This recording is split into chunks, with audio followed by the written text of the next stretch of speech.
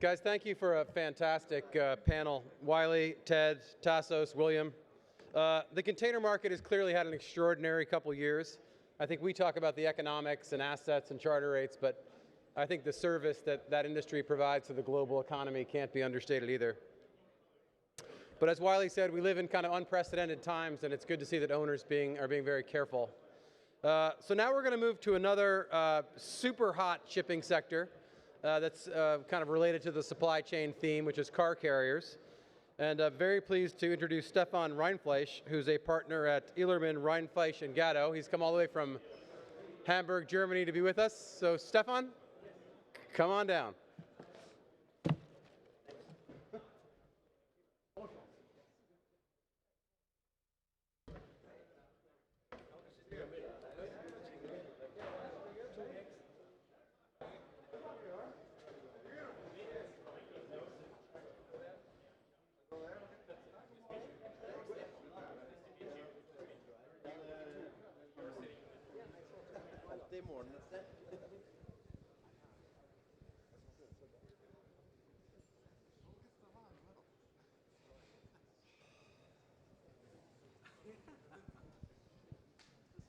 Good afternoon, all.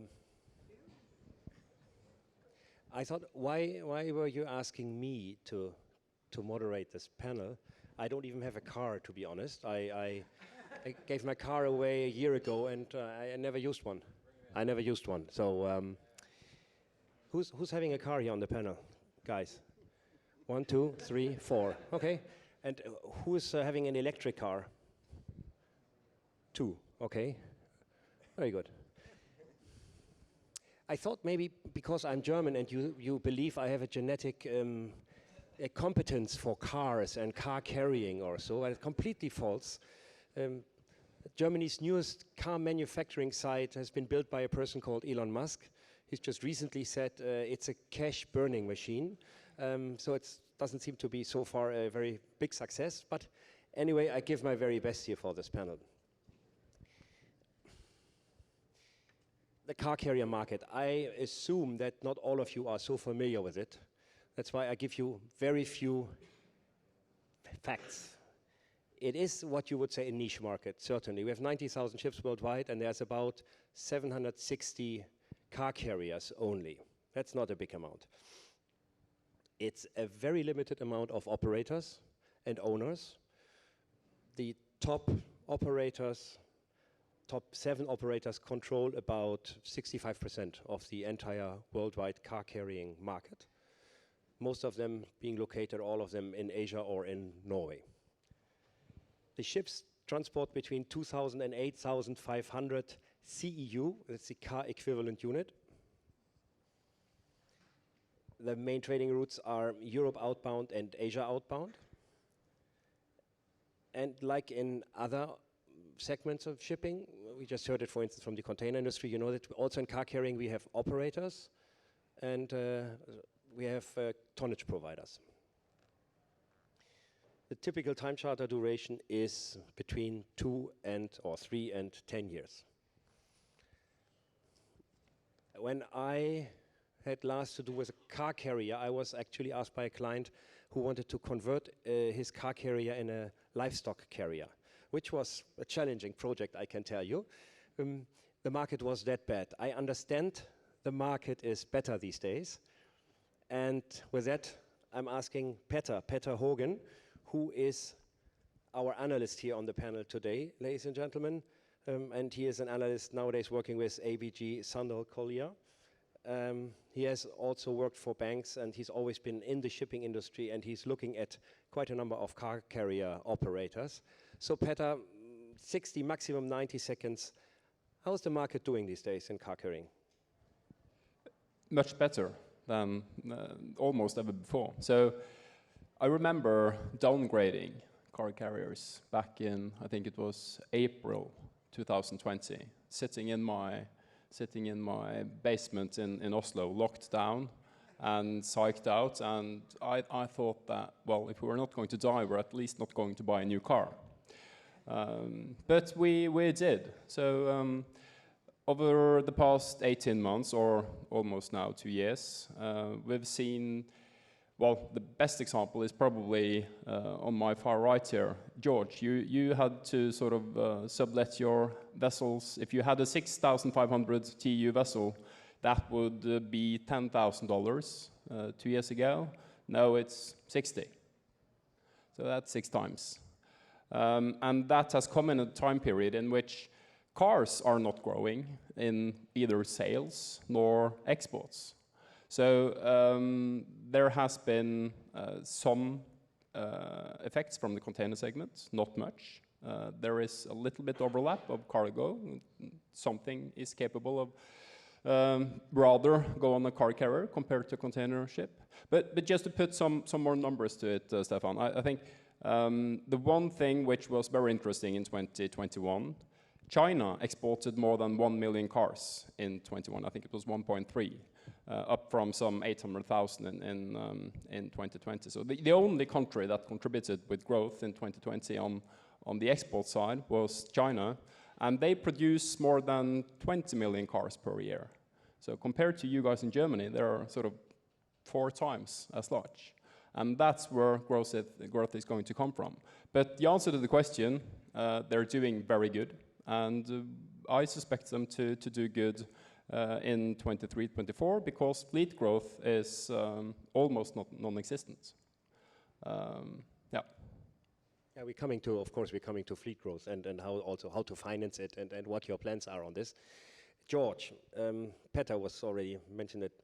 You are the CEO of Herk Car Carriers, which is the world's 3rd largest tonnage provider in the car carrier market. And you have, your company has a 40-year or over 40-year history in car carrying, and is since recently publicly listed in Oslo, end of January or in January 2020. Tell me, how do you and how does Graham actually benefit from the present strong market conditions and environment? What's your kind of business model and how do you harvest the market the best way? No, so we are, as you rightly said, the tonnage providers. So we charter out our ships to the operators, who in turn have the contracts or the COAs with the car manufacturers. We work very well in the symbiosis with the operators.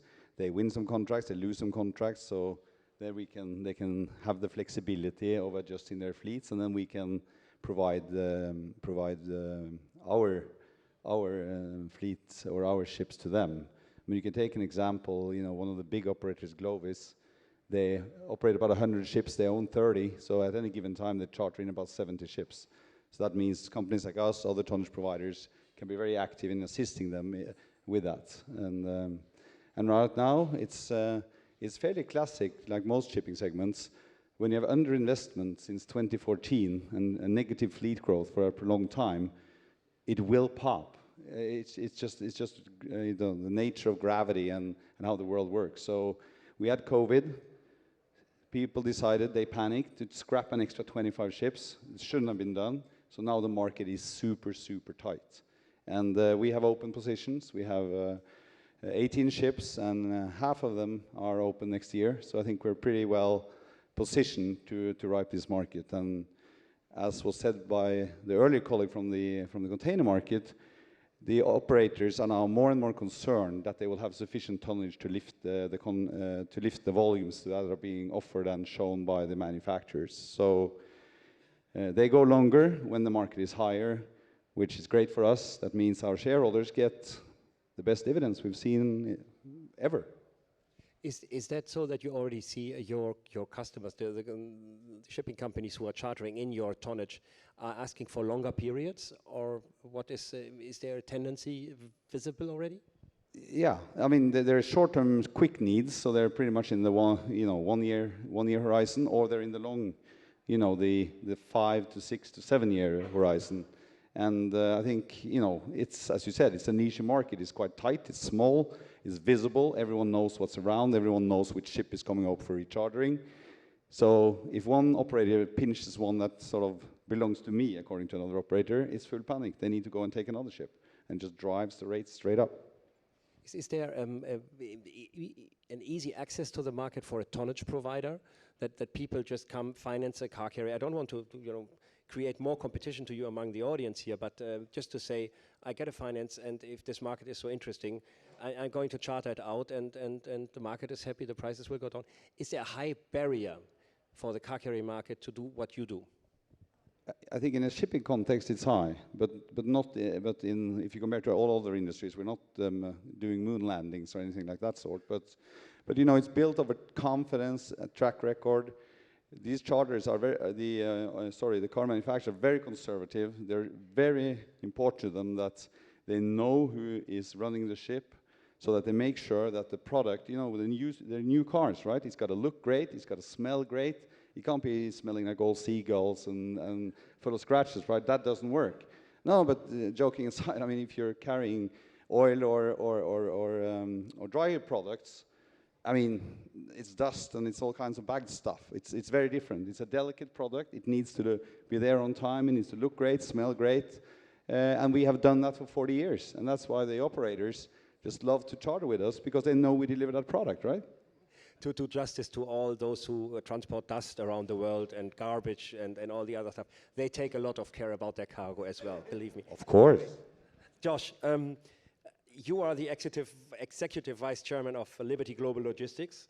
That is a little bit of a diversified group. You also are recently engaged in the offshore wind industry with another company, but now we are talking car carriers here today. And you do point-to-point logistics. What is Liberty and what is point-to-point logistics? Well, thank you.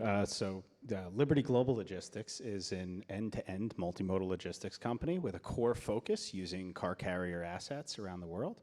But we connect to trucking, rail, and air freight on a global basis, where we build dedicated supply chains for our customers, whether those be original equipment manufacturers, our US government, or foreign national governments. We do this with both US flag PCTCs and foreign or international trading PCTCs on a day-to-day basis. That makes us slightly different because we're combining different types of cargoes within our supply chain, and our ships trade globally and have partnerships with different logistics providers to service all different types of marketplaces and all different types of manufacturers.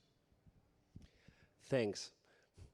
There is a beetle standing in the lobby of Höegh main office in Oslo, I understand, from a short conversation we had recently, Andreas. Is that one of the leftovers from one of your last transports, or why is that placed there? I think it's just, you know, the history of the company. We were part of creating the car carrier operator industry. And obviously, if you do that based in Europe, the first car you produced, or you moved at scale, was the Volkswagen Beetle. So it's just a thing to remember where we come from. Andreas is the CEO of Herk Autoliners, and as such, I ask you, maybe Andreas, the market, what is your expectation, your company's expectation? How is it going to develop?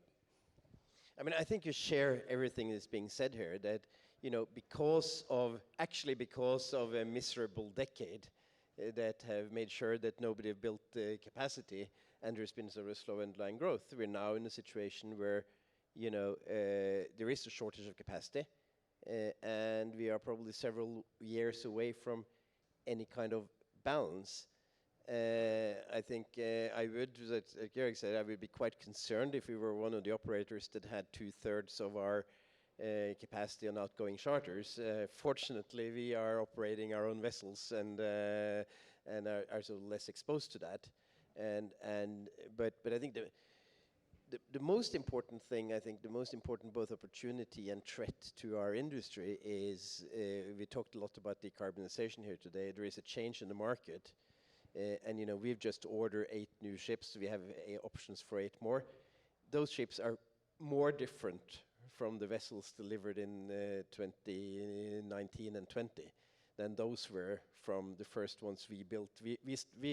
We initiated the 6,500 CEU car carriers to our fleet in 1985, and there's been, you know, very, very limited development. You know, both in carbon footprint, in reality, although there's been something. But now there is a change in demand that requires, you know, more efficient, more carbon efficient James, I've been spending the last month talking to all our customers globally. There is a real demand for, everybody asks us and wants to discuss their path to zero. Several of our clients are among the most sort of carbon ambitious companies in the world, having that as a core brand. So we believe also that we're in the middle of a major energy transformation in our industry, and we've chosen to focus on taking the lead in that transformation by designing and ordering vessels that has fundamentally different capabilities from anything you see in our industry today. I think it's fair to say that you are not only driving the global replacement scheme with electric cars, delivering electric cars to the world, kind of, which of course is another driver for the existing market. But I wonder where this decarbonization pressure is coming from for the car industry. You mentioned your customers, the car manufacturers, but Petter, maybe you can also say, is that more the customers? Is that the flavor of the time? Is that the banks maybe who demand that? What's your opinion on that? Well, I think the pressure is from everywhere. But among all shipping segments, I would say the most plausible customer pressure is probably coming in the car industry.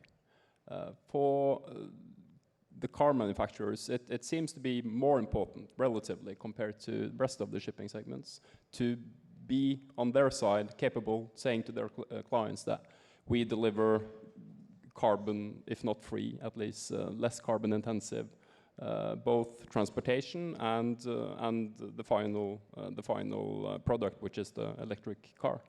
So all in all, there is pressure from banks, there is pressure from the investor side, but in the car carrier segment, there is well, as Andreas says, there is a pressure from Volkswagen as well. Yes, I think so. Josh, tell me, what do you think? Where's the journey going? And we are probably going to hear also about a project which Höegh is presently working on. But is bigger ships better and easier then to handle? Well, I think it depends on the cargo that you're carrying, and of course, for us, Liberty, like Höegh, is an operator. And so everything comes into cargo mix, and so if we have larger cargo, we need larger ships, but larger ships allow us to have economies of scale, allow us to build stern ramps and side ramps that can handle different types of cargo. I don't know that that makes it better or worse, but it allows us to emit less carbon per ton mile steamed if we can enlarge the size of ships. And I think if you look at the electric vehicle and electric tractor and electric equipment revolution that's going to occur, with the batteries, all of this equipment is actually getting heavier and not lighter. And our car carrier industry, by placing orders for new buildings and changing vessel designs, is going to allow us not only to decarbonize, but to adapt the industry to carry decarbonized cargo. I guess you agree. George, what do you feel your customers, are they also demanding greener ships from you? No, I mean, I think, if you just take a more sort of bigger view at it, I mean, we are carrying cars. It's, the customers who buy a car, the consumers, they want to understand the carbon footprint of the product they're buying, at least, in Europe, and it's spreading around the world. And it's very traceable. I mean, a car you can trace all the way. In other shipping segment, it's very difficult to trace the dust and well, I didn't say garbage, you did that. But the oil and all those little products all the way back to its source and all the way to the consumer. But a car, it's very easy to trace, and all the car manufacturers want to know the carbon footprint. I mean, Volkswagen are bringing their ID series out carbon neutral. We all know that's an impossibility, so they buy carbon credits. But the point is, they want to know, and they want us to lower it, because then they need to buy less carbon footprint, offset the credits. Yes. You say you transport cars, and which is probably partly right. You operate floating garages, if you want so, but not only for cars, for lorries, and also for brake bike, I understand, and for even do you transport containers meanwhile? Or maybe you? Do you? What is on your car? On your car carriers? We don't really transport containers, but I think there are some people that have not been able to get hold of a container that wants to put it on some of our muffins. But no, we're not. But we are basically primarily transporting things that are either rolling by themselves or rolling with some help on the sort of roller trailers that we can pull on board. And we're more efficient, obviously, for things that either do not fit into a container or that can be charged and loaded and discharged much more effectively by their own wheels. Are you regarded a competitor? Sorry, go ahead. Oh, no, I was just going to say, I think, from the PCTC sector, pure car truck carrier, for anyone who was wondering what that meant, there's really two segments to the market, right? We have the nearby spot market and what TradeWinds has referred to as the quantum leap in rates. And I think in that area right now, I wouldn't say that decarbonization is the focus. I would say from the operator side, capacity control is the focus. And that's why you're seeing operators gobble up every vessel they can find that comes open and why rates are progressively going up. But all of our customers themselves producing new vehicles are going to be electric and in the future probably hydrogen and others. And that's where we're being encouraged to have a decarbonization journey.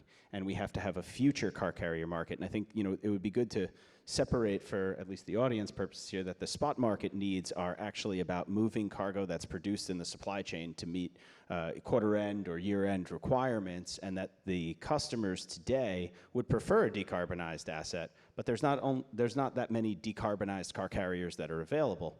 The place I think we've seen the most decarbonization in the PCTC segment is actually in European waters, where you have all different types of sulfur emissions that have been way ahead of both the United States and other areas of the world. And so I think the future for all of us in the decarbonization element is actually moving with our customers who are producing these decarbonized cars. And you will see prioritization from those OEMs as they book their contracts to companies that have a decarbonization vision and execute against that vision.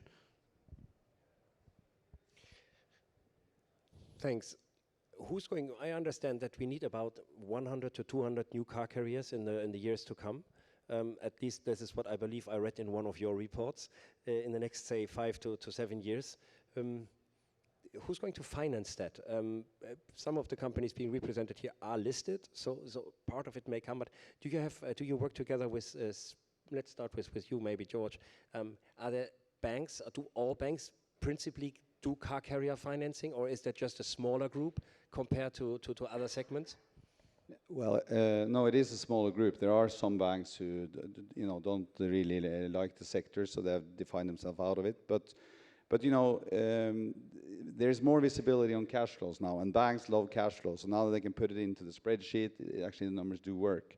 So I think a general comment is that good shipping projects always finds capital. And you're right, we heard earlier today, it's moving east. So a lot of Chinese leasing houses, the Japanese money is usually there, and the Scandinavian and Northern European banks are also back. I mean, they also have shareholders, they need to pay dividends, so they also need to make loans. So we see, it's coming back to shipping. It's binary, definitely a binary. You're either on their wish list and then you have access and then you get very attractive rate, or you're off the list. And we know very well, because we were off the list before we got listed. Now we're on the list. So instead of just chasing, now we just, we're getting a lot of incoming calls. So again, as was mentioned by the gentleman on the former panel, the banks are not really there when you need them. They are there when you don't need them. So, but as an ex-banker, that's the way it is. It will always remain like that. It's you try every time to be counter-cyclical. It just doesn't work. It doesn't sit with people. So, yeah. Just, I mean, if you want to range or sort of put this into sort of some pegging order, I think the second most concerned players in terms of decarbonization are the German car manufacturers. Our experience is that the most concerned are the ones who are actually financing vessels, because if you build a new vessel today, it has a 30-year lifetime, and if you're financing it, you're exposed to the residual value. So we've seen a total change in interest for our credit, both actually on the legacy fleet and on new projects, after we launched launched vessel designs with a clear path to zero. It's totally different. And it goes for interest, it goes for the terms you get, goes from the capacities out there. I think that's actually massive, and in my view, it's the credit institutions are actually, I mean, the low yield credit institutions are the most concerned in future-proofing the assets they finance because they're exposed. They don't get a huge return to pay for any future losses, and they're in there for the long term. And the banks may look at also at specific risks in the car carrying industry. Petter, can you just briefly elaborate on that without going into too much detail? But what makes the car carrying maybe special compared to transporting bulk cargo? I think also there are some fundamental differences among the segments, and I think the one very big difference is if you take those ships that transport carbon, tankers and to some extent bulkers, that's what they do. They transport carbon around the world. Those are the most difficult for banks and for investors to finance, because that comes with not only residual risk in terms of the technology used for the vessel, but it comes with a huge residual risk in terms of what you'll use the ship for. But then you have containers, you have car carriers, and somewhere in the middle here you have gas, which is, well, so but for containers we've seen willingness to finance. And we've started to see that in car carriers as well. So the order book in November 2020 stood at 2%. Now it's 10%. So that there is finance readily available for these guys. And it comes with even better margins if they also attach some green aspirations to them. Do you want to add something? Okay. Thanks for that. How much does it cost for a car manufacturer to ship the car from Asia to Europe? Did any one of you make the breakdown? I think we're all learned by our compliance departments never to talk about pricing, but I think the order of magnitude is saying that it costs you $500 to ship a car halfway around the globe is a number you can use. I can agree with my colleague on the compliance side, and so I'll say ditto to his comment. But I think, you know, the transportation cost that you're asking us to give, any number we give you is inherently flawed because it all varies based on the price of oil. And today, the cost to transport from, let's say, Asia to the United States is far more expensive in the underlying price of fuel oils than it has been in the last year. So that pricing does have a variable cost that we have to live with. And while we do have fuel adjustment factors, they don't always make that up. But I would say, I mean, I'm one step ahead, right? So I can talk about this because I don't charge by the number or by the size. So, but historically, when you look at what the car manufacturers have been paying, they've been paying around $500-600 for a car. Obviously, it's different when it's high and heavy, but just take the 80% of the market, which is new cars. I mean, an average price of a car is $50,000. Whether you pay $500 or $1,000, I mean, it doesn't alter the sticker price of the vehicle. It's much more important for the manufacturers to get their logistics right, to get their price of steel right, to get the right models to the consumers at the right time. And that's where you see Tesla. They don't mind paying $1,000, which is what they're doing at the moment to get more cargo out of China. So and $1,000 per day, that's $70,000-80,000 per day of revenue. So there is no real limit to what one can charge.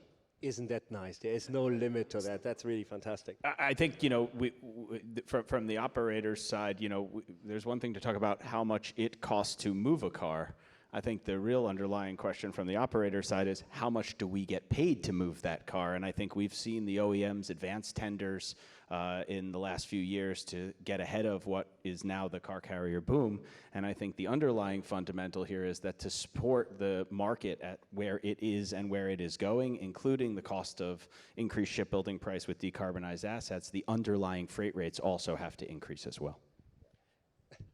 Yeah, I mean, But I think the dynamics that we see is obviously, there is more demand at risk capacity, and that influences pricing all over the system, right? And that is what's happening now, and that's why it's an interesting place to be. I think what we are, focusing on is being disciplined in terms of, maximizing the return and the value of the assets we have, and build a pipeline of new assets that fits the demand, because obviously it is, the charter rates right now is probably, it's definitely well above new build parity, and so we've basically chosen rather to build new vessels, and we can do that because we obviously have a substantial fleet of owned vessels.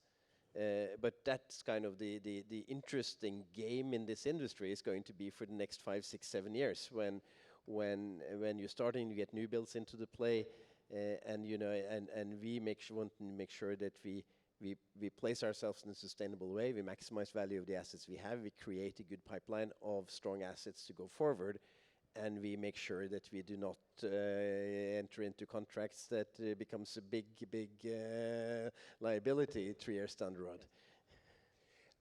Last round, single word answers. We start with you, George. The biggest challenge in the life of a car carrier owner today is?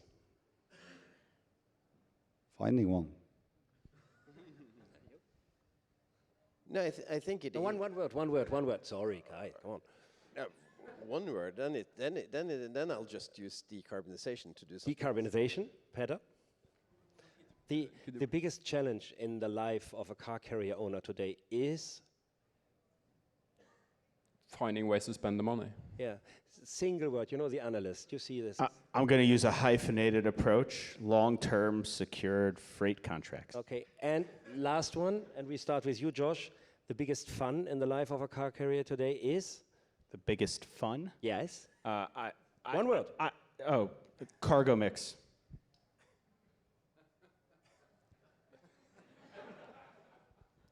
Ordering.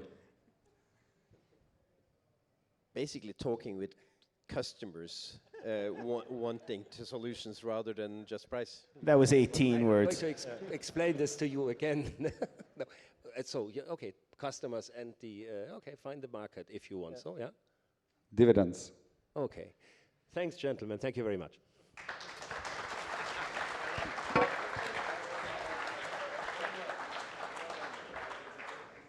We got a photo op here, guys.